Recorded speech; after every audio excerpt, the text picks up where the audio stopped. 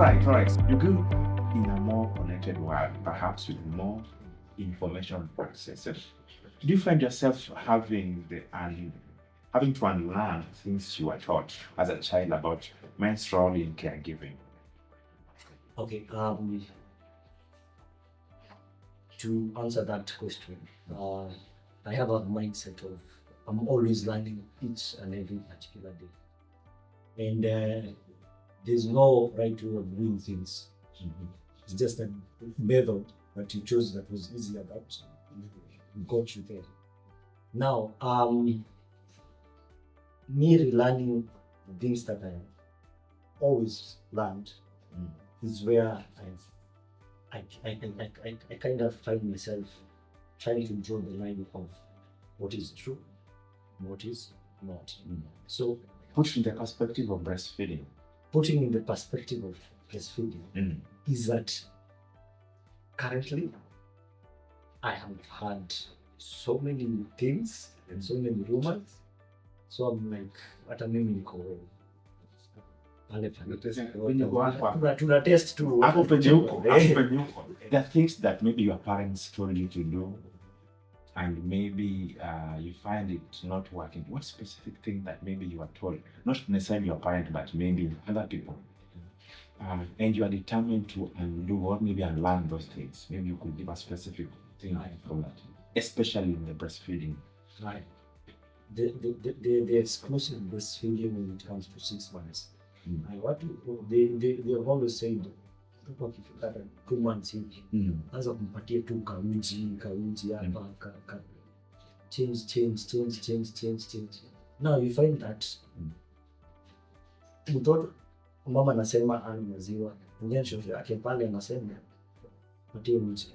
So trying to enforce that my child has to breastfeed at the age of 6 months is where we like have that so by the end of the day, so this is why I would say when it comes to like 6 months exclusive breastfeeding is where most of these people don't get why it's necessary to breastfeed up to 6 months and why is it necessary. Yes. Uwanja umefunguka kwenu sasa. The same question back to you. You can contribute, yes. Anasema mambo na 6 months, you will stick on that. Hata akiambiwa ni 2 months, so 6 months strictly. Actually, no. It's with the strictness, it now depends. We are in a world where the older generations, they were doing most of that. But nowadays it depends with how it's also that person. You see, maybe let's say you are working now in the private sector, and the private sector, they give you only a 3 or 4 months maternity leave, and you have to go to work. You do not manage the exclusive breastfeeding, so it becomes a challenge on you, because you will, at most of the time, utaachia mtoto njaa na ataanza kusumbua. So you have to supplement it with some formulas, some milk. You start bringing in. You need to get before that. So exclusive breastfeeding, unless I'm there for that close to that whole time, because if my work will bring in stress, and if it brings in stress, that's when you get that hata maziwa itaanza kukosekana. So it's for the exclusive breastfeeding on part, like it comes in with those challenges. But learning on that, I've learned a lot in this space, because at some point najipata kwamba I want to go by what I know or what I've researched from the internet, or by what I have seen friends or this medical advice. And maybe if I follow that, it's going to backfire. I tried that, I tried at some point, kuna siku karibu backfire, and asking the advice from the 2 mothers, and my mom, they gave me the same response. Kazi yenu ni kuamini mambo yenu ya hospitali, instead of we giving you the advice. You see, in a different occasion, nauliza from this way, uliza mimi niuliza, and we are being given the same answer. You see it now, unaanza kuangalia And then if you try that, it's also working. Mm. It's working in your head. So unaona like you tend have to at some point to believe kwamba hii pia hii njia inatakana. But just the best way is as you do the research, or as we do the about the researches, you need to harmonize by yourself. Try this, try this. Kwa sababu hainanga formula. Like hakuna sijaona tu like there is a formula, kwa sababu whatever I use for my first one is not what I'm using in the second one, because this one came in with the different things. We have poor maybe we have kuja in with different dynamics. So by the time we have kwa tukua tunafikiri okay hashimi huyu naye yes ana fit to the extent that ni kama pia yeye like at some point anashiba, at some point hataki. So I had now to introduce also the feeds mapema, hiyo maziwa mapema, because we were being told exclusively, but now this one pia dynamics pia anataka kuenda hustle and everything. I'll not stop.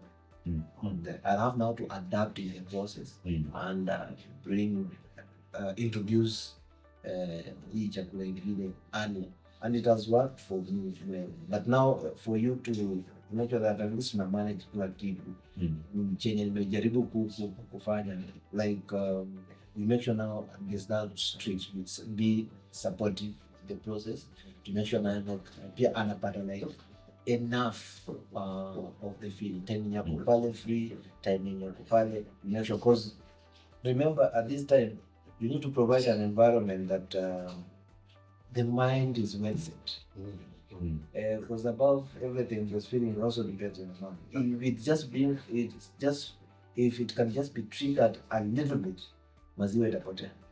And we've seen this thing, mtu akipatwa stress na kama like sina maziwa, and at the same time mtoto pia ndio time. So it's something yenye you just have to learn new things. You have to unlearn others, and for you to get us the right way. But above all, just creating the environment.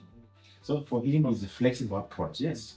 Yeah, Steve. just to add to that, about learning and unlearning, because one of the things personally I have learned is previously we knew breastfeeding was private. This is something that women do, okay, alone. But I've come to understand that for breastfeeding to be effective, there's a big role a man plays. Offering emotional support is a big thing, as Brian has been saying. Sometimes ukianza to create environment ambayo kuna friction, it ends up affecting production of milk, which now influences mtoi hapati maziwa vizuri. So there's that aspect of emotional support, psychological support, being present to ensure that the mother is feeling comfortable is really, really important. Na pia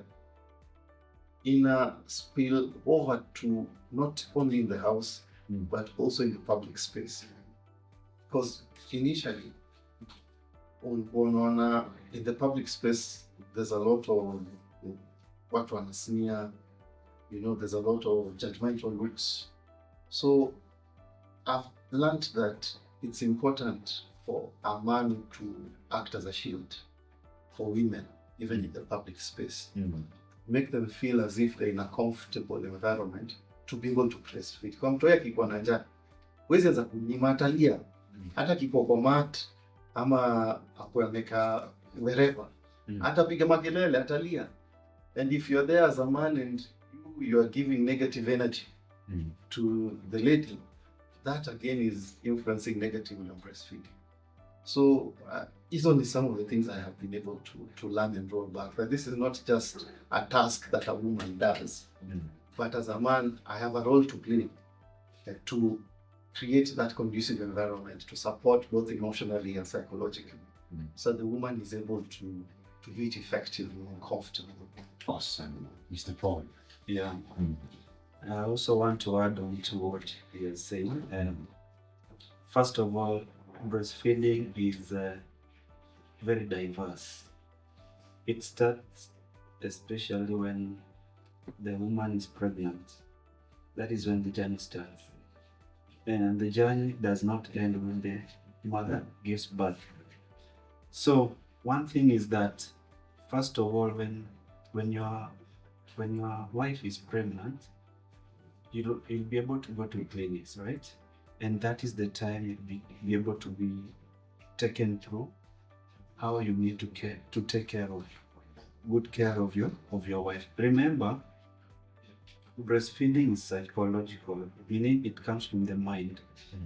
If you don't give conducive environment for your wife to thrive, to actually have enough rest or meal, then remember there will be no milk for the baby.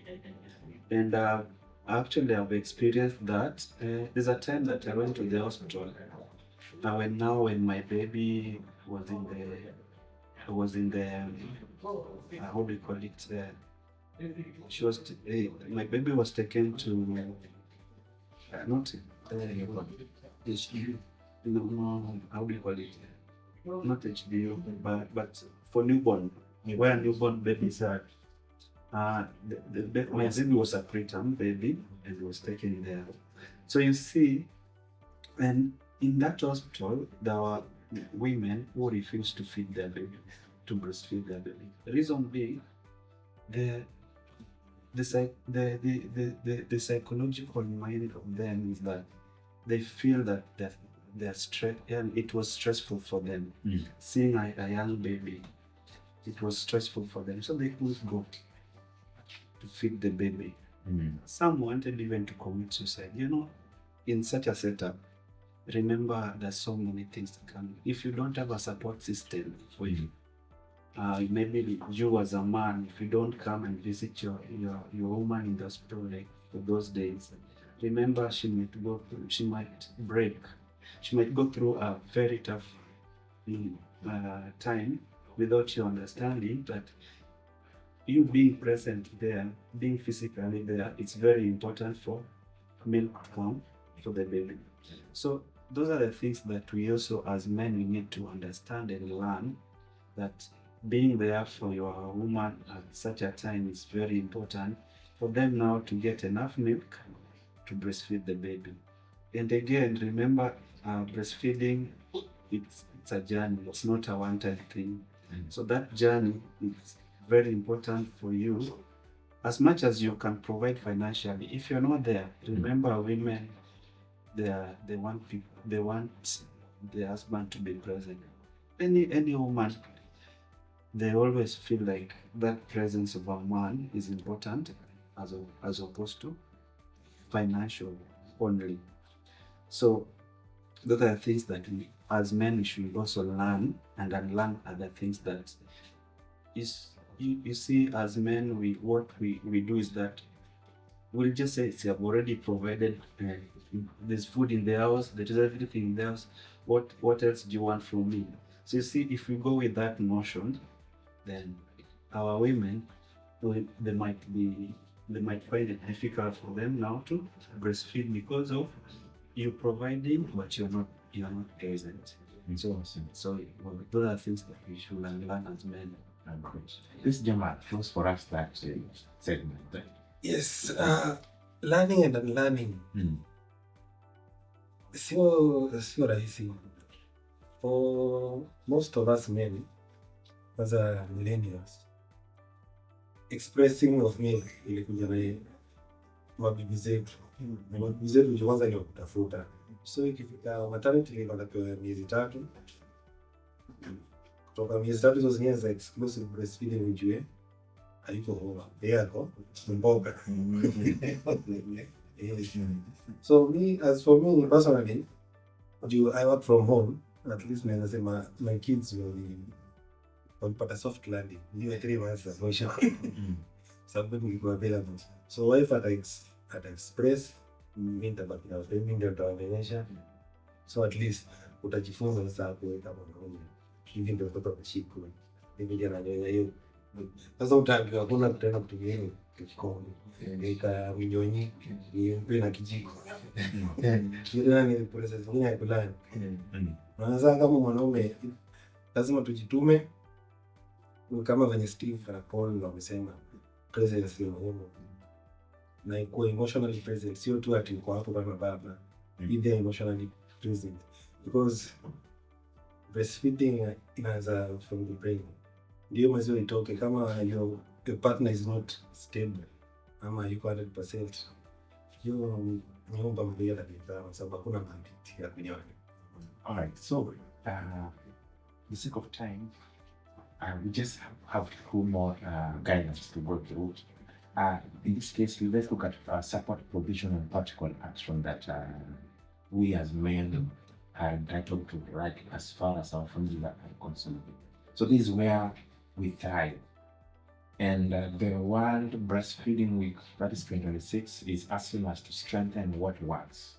And now, reflecting on your own experience, what is one specific practical action you took to support your partner that genuinely worked? Okay. Yes.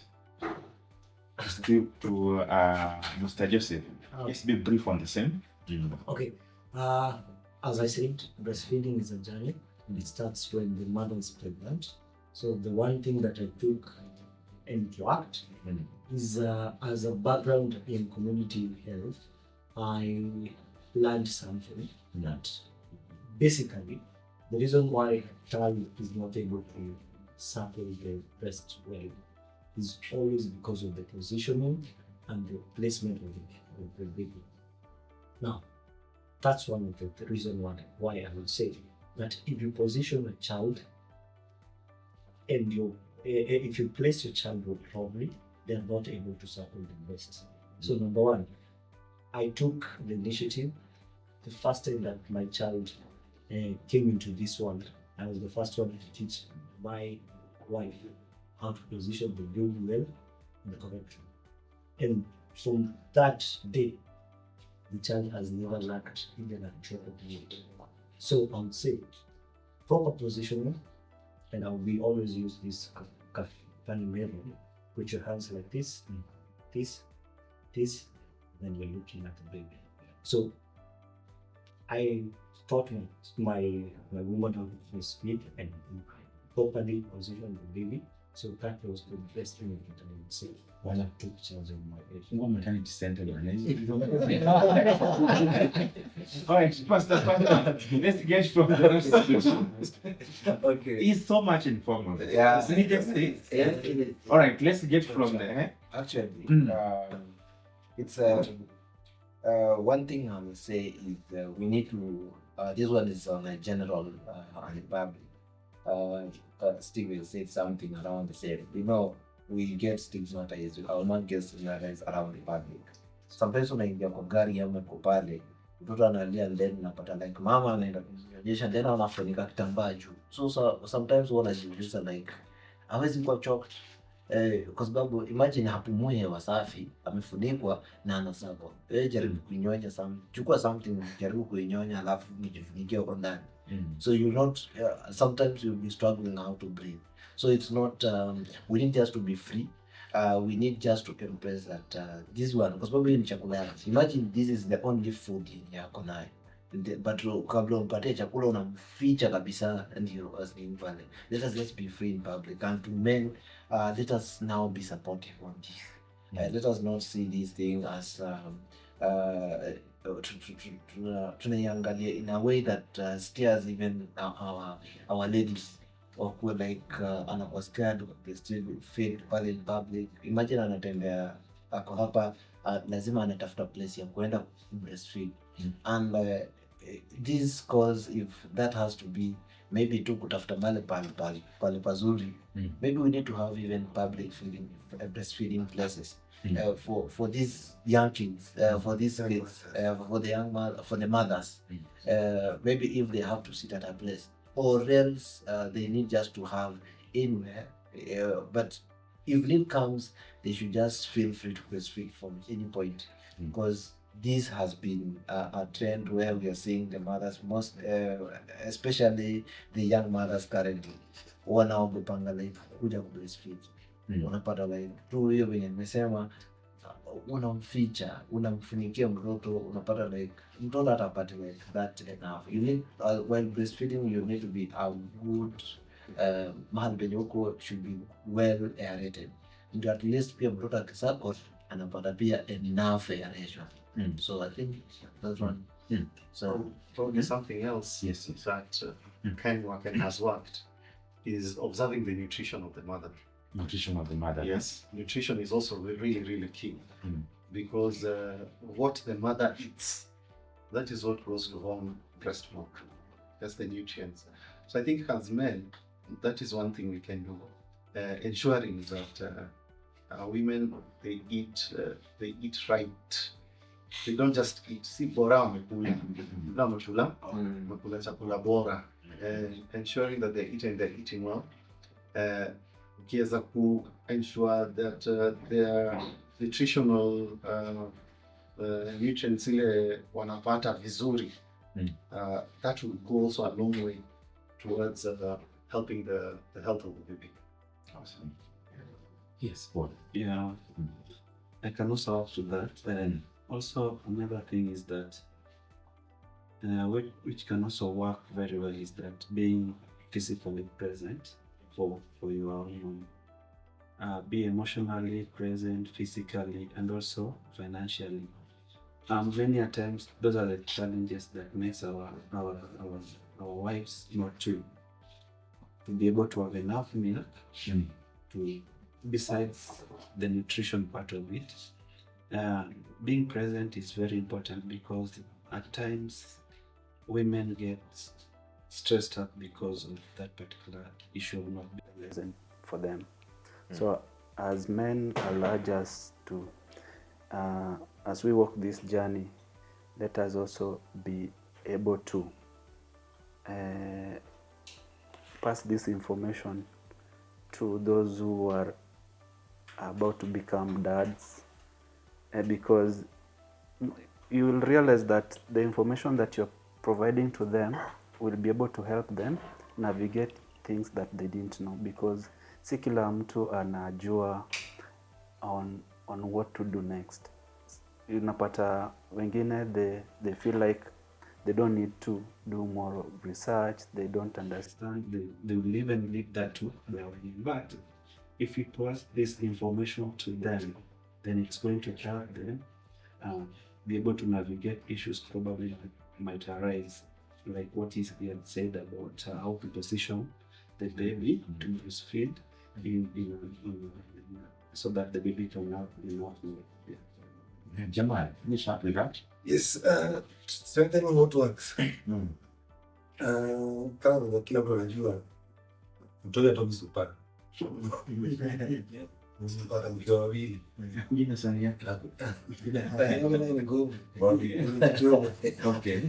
So when Paul amesema your presence at the mind is very key. So kama mwanaume tokelezea, kama ni kliniki enda, beba mtoi hata kama na hiyo career yake.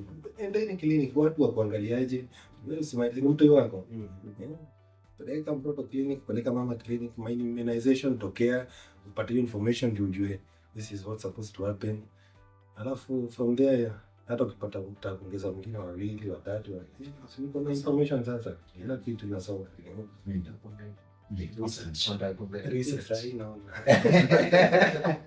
All right, now we are on the tail end of the podcast, but now we could have more conversation, like because of time. Now this is more of your commitment as we are observing the World Breastfeeding Week, which is a few like 2 weeks to come. And now I just want to hear your commitment and also project it to the world who will be watching this as well. So beyond the saying, I support my wife, what is one specific commitment you are taking away from this conversation to strengthen the support system for mothers, ensuring they have sustainable start in life? Yes, Paul. I think I'll say short is just to be an advocate. Being an advocate. Yeah, be an advocate for this, because if you be able to pass information, let people learn, Let them understand that this is a journey for your baby and for your wife to be in the right and better position to have a healthy baby boy or baby girl. So first is to be an advocate. For me, I think I started in a few months ago, trying to help some of my friends who are about to be dads, to let them understand the journey, to be able to assist their wives. So for me, it's just mostly an advocate. Yes. It's walking the talk. Yeah, walking the talk. Mfungue maternity something. Yes, for nani? Jamal. Yes. As for me, breaking the taboos. Breaking the taboos. Yes. As I mentioned earlier, I work from home. So mimi nilikuwa nikipata kazi, client ananiambia neje kama kuna issue kuni nataka ukuje tufanyie home. Hizo mimi ndio nimebaki na mtoto kwa nyumba. Kama mtoto yuko career. Kwa matatu songa na hiyo tunaenda kupiga mboka. Mtoto wangu yuko nini? So as men, as we discuss on sports, lifestyle, breastfeeding pia tunafaa include hapo ndani kwa sababu hakuna mtu, I think most of us, if not all, tumekuwa breastfed. So mbona ikiwe ngumu kuongea kuhusu breastfeeding? Tuongelee breastfeeding ukiwa base na maboys, iko pia ni topic amongst the main topics we talk about. Yes. We need to embrace this conversation. I like that isikutuni wanawake wanaongelea about breastfeeding. Let's normalize this conversation each and every time. Let's teach our young brothers that this is not just a conversation like in unaongelea private parts. Venye sometimes wanaweza kuwa wanaongelea those things. Pia wa add breastfeeding. Wasimalizie tu kwa breast. Waongeze breastfeeding. On that. Unaona? Ukiona hiyo nini hivyo venye wanaangalia ni mzuri pia waongeze pia feeding. Kwa hiyo angalia in that perspective. Sababu then again we need to encourage as men, we need to encourage now our ladies that breastfeeding is not just like a private thing, but it's someone's food, that someone is dependent on it. So they need to embrace it wherever they are. They need to breastfeed it anytime, any point. Mtu asifeel like, hey, hapa niko public, nafunika mtoi. Hiyo kitu nikasilisha sana by the way. Mtu amficha, utachoka. So we need to make them feel comfortable. So as we get out there, we need also to encourage them, pass this message to whoever needs to listen, especially young men. Nice. So if you talk of breast, I'd feed it. Yes. And just to reiterate what Brent is saying, stigma, to actually break this stigma, polarize that situation for women, especially in the public space. And also, I think as men, we can act as the shield in the public space. Let women feel comfortable around us, especially when they want to breastfeed. Let us not be the people who are ugly. My glances, those looks. Let us be the ones who support and encourage women to breastfeed. Awesome. Yes, sir. To add on whatever we've said, Lord say not just breastfeeding, but breastfeeding for 6 months for a smart and healthy body. Awesome. That's a great one. So, Dr. Joseph. So three people should support stand up for her. Inafaa mfungue support system for our men, because this conversation is really. Dr. Joseph. Thank you so much. So back to our viewers, thank you so much for being part of this conversation as you are doing. And the main takeaway that you had from the gentleman here is that number one is advocating for the breastfeeding. And one of them are saying that when you talk of breast, add feeding there at least to make it walk the talk, that is. Next one, we have breaking taboos, because there are so many taboos around the same, especially for those who have been having maybe they've been brought up in let's say men-led societies, more of the patriarchy, yes, patriarchal system. Yes, so there's a lot of taboos around that. So we should try and also break those taboos around it, because it helps our families and our wives to thrive. Then the next is normalizing the conversation, and I've already touched on the same. We have dispelling the stigma around it, and this is the commitment those are the commitments that the gentlemen here have committed to do. And my message to them is that they should have more of a support system, who open a system for encouraging the young men in the society, at least to further this conversation. So with that, we come to the end of this podcast, which is from the Sun CSA, where we listen, learn, and connect. And this has been the Support We Inherit podcast. Thank you so much.